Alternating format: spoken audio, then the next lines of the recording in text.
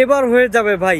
এবার ম্যানচেস্টার ইউনাইটেডের এই ফ্যান প্রায় 500 দিন পরে তার নিজের মাথার চুল কাটতে পারবে।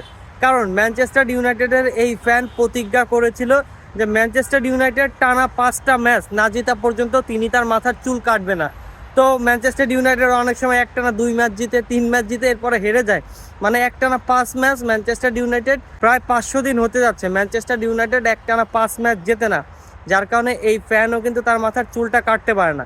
কিন্তু এবার কিন্তু তার সামনে সুযোগ এসেছে, ম্যানচেস্টার ইউনাইটেডের সামনে সুযোগ এসেছে একটানা 5 ম্যাচ জেতা।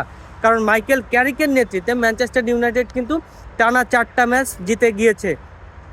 প্রথমে ম্যানচেস্টার সিটি, পরে আর্সেনাল, পরে ফুলহাম, পরে টটেনহাম, এখন সামনে শুধু ওয়েস্ট হাম। ওয়েস্ট হামের সাথে এই ম্যাচটা জিততে পারলেই এই ফ্যান কিন্তু তার নিজের মাথার চুল কাটতে পারবে। এখন কি মনে হয়, সর্বশেষ ম্যাচটি ওয়েস্ট হামের সাথে কি ম্যানচেস্টার ইউনাইটেড জিততে পারবে না পারবে না? আপনার কি মনে হয় কমেন্ট করে জানিয়ে দেন।